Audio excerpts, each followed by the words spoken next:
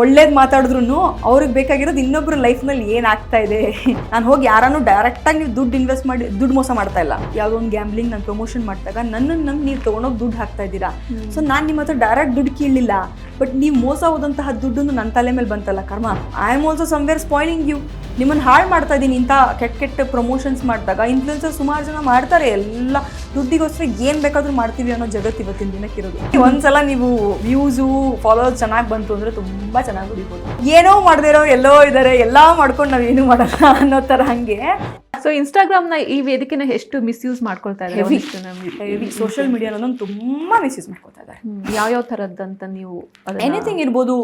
Many Young generation ಈಗ ಹೇಳ್ದಂಗೆ divert ಮಾಡೋದಿರ್ಬೋದು, scams ಇರ್ಬೋದು, ಪ್ರಮೋಷನ್ಸ್ ಅಂತ ಇರ್ಬೋದು, ಅಥವಾ ಎಷ್ಟೋ ಜನ ಲವ್ ಅನ್ನೋ ಹೆಸರಿನಲ್ಲಿ ಮೋಸ ಮಾಡೋರು ಎಲ್ಲೋ ಇರ್ತಾರೆ. ಫೋಟೋ ಏನೋ ಇರುತ್ತೆ, ಇನ್ನೇನೋ ಇರುತ್ತೆ, ಯಾರದ್ದು ಲವ್ ಅಂತ ಹೇಳಿ ದುಡ್ಡಿಗೆ ಮೋಸ ಮಾಡಿದವ್ರು ಇದ್ದಾರೆ. ಹೆಣ್ಮಕ್ಳನ್ನ ಯೂಸ್ ಮಾಡ್ಕೊಂಡು ಬಿಟ್ಟವ್ರು ಇದ್ದಾರೆ. ಎಷ್ಟು ಜನ ನನಗೆ ಮೆಸೇಜ್ಗಳು ಬರುತ್ತೆ, ಅಕ್ಕ ನಂಗೆ ನೀವು ಮೋಸ ಮಾಡಿಬಿಟ್ಟ, ಇನ್ಸ್ಟಾಗ್ರಾಮಲ್ಲಿ ಪರಿಚಯ ಆಗಿದ್ದ. ಎವ್ರಿ ಸಿಂಗಲ್ ಸೆಕ್ಷನಲ್ಲಿ, ಎವ್ರಿ ಸಿಂಗಲ್ ಕೆಟಗರಿನಲ್ಲಿ ಮೋಸಗಳು ನಡೀತಾ ಇದೆ, ಮಿಸ್ಯೂಸ್ ಆಗ್ತಾ ಇದೆ. ಸೊ ಇವಾಗ ಪ್ರಮೋಷನ್ ಬಗ್ಗೆ ನೀವು ಮಾತಾಡಿದ್ರಿ. ಆಬ್ವಿಯಸ್ಲಿ ನಿಮ್ಗಳಿಗೆ ಇನ್ಫ್ಲೂಯೆನ್ಸರ್ಸ್ಗಳಿಗೆ ಒಂದು ಇನ್ಕಮ್ ಅಂತಂದ್ರೆ ಪ್ರಮೋಷನ್ ಅದು ಮೇಜರ್ ಪಾರ್ಟ್ ನಿಮ್ಮ ಒಂದು ಹೌದು ಈ ಒಂದು ಫೀಲ್ಡಲ್ಲಿ ಪ್ರಮೋಷನ್ ಮಾಡೋದು.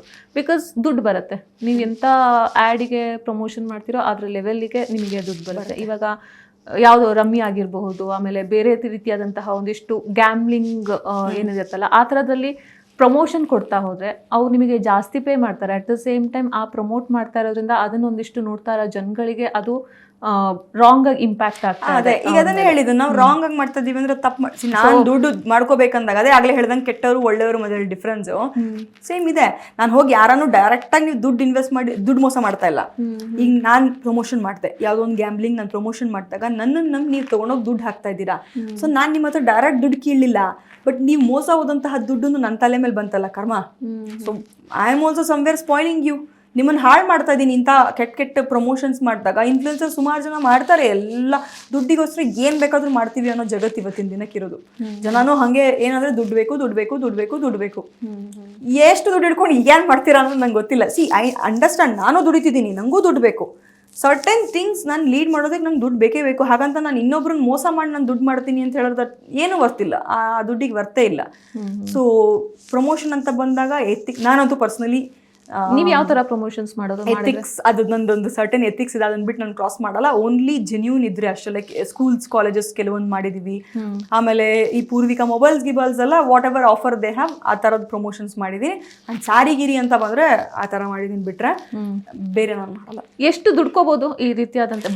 ದೇರ್ ಇಸ್ ಫ್ರಾಂಕ್ಲಿ ಹೇಳ್ತೀನಿ, ಒಂದ್ಸಲ ನೀವು ವ್ಯೂಸು ಫಾಲೋವರ್ಸ್ ಚೆನ್ನಾಗಿ ಬಂತು ಅಂದರೆ ತುಂಬ ಚೆನ್ನಾಗಿ ದುಡಿಬೋದು, ತುಂಬ ಚೆನ್ನಾಗಿ ದುಡಿಬೋದು. ಓಕೆ, ಯಾಕಂದ್ರೆ ನಾವು ನೋಡ್ತಾ ಇರ್ತೀವಿ ಯೂಟ್ಯೂಬರ್ಸ್ ಎಲ್ಲರೂ ಏನು ನಂಗೆ ಅದೇ ಆಗ್ಲೇ ಕೀಪ್ ಆನ್ ರಿಮೈಂಡಿಂಗ್ ಅದನ್ನೇ.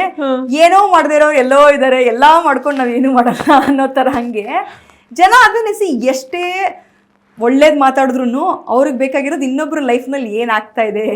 ನಾನು ಬೆಳಗ್ಗೆಯಿಂದ ಸಂಜೆವರೆಗೂ ಕೂತ್ಕೊಂಡು ನಾನು ತಿಂದೆ, ಉಂಡೆ, ಮಲ್ಕೊಂಡೆ, ಎದ್ದೆ, ಚಾಪೆ ಸುತ್ತಿದೆ, ಬೆಡ್ ಹಾಸ್ದೆ ಅನ್ನೋದಕ್ಕಿರೋ ವ್ಯೂಸು, ಅನ್ನೋದಕ್ಕಿರೋ ದುಡ್ಡು. ಭಗವದ್ಗೀತೆನಲ್ಲಿ ಕೃಷ್ಣ ಅರ್ಜುನಂಗೆ ಈ ಥರ ಹೇಳ್ದ, ಈ ಥರ ಮಾಡ್ದ, ಲೈಫ್ನಲ್ಲಿ ಇದನ್ನ ಅಪ್ಲೈ ಮಾಡ್ಕೊಳ್ಳಿ ಅನ್ನೋರಿಗೆ ಪಾಪ ಇಲ್ಲ. ವೆರಿ ಸ್ಟ್ರೇಂಜ್ ಅದು ಆ್ಯಕ್ಚುಲಿ. ಚೆನ್ನಾಗಿ ಅದೇ ವ್ಯಕ್ತಿಗೆ ಅಲ್ಲಿ ಕಮೆಂಟ್ಸ್ ನೋಡ್ಬೇಕು ನೀವು.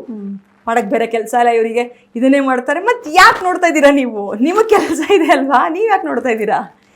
ಸೊ ಇದೆಲ್ಲ ಒಂದು ಕಡೆ ಆಯ್ತಂದರೆ ಒಂದು ರಿಲೇಷನ್ಶಿಪ್ ಬಗ್ಗೆ ನಾವು ಮಾತಾಡಲೇಬೇಕು. ಬಿಕಾಸ್ ನಿಮ್ಮ ಲೈಫಲ್ಲೂ ಒಂದಿಷ್ಟು ಆಗಿದೆ, ನೀವು ಒಂದಿಷ್ಟು ಜನನ ಬಿಲೀವ್ ಮಾಡಿದ್ರಿ, ಮೋಸ ಹೋದ್ರಿ, ಅದರಿಂದ ನೀವು ಏನೇನೆಲ್ಲ ಸಫರ್ ಮಾಡಬೇಕಾಯ್ತು.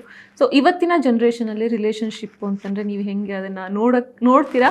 ನೀವು ಮುಂದಿನ ದಿನಗಳಲ್ಲಿ ನಿಮ್ಮ ರಿಲೇಷನ್ಶಿಪ್ ಬಗ್ಗೆ ನೀವೇನೆಲ್ಲ ಎಕ್ಸ್ಪೆಕ್ಟೇಷನ್ಸ್ ಇಟ್ಕೊಂಡಿದ್ದೀರಾ ಅಂತ?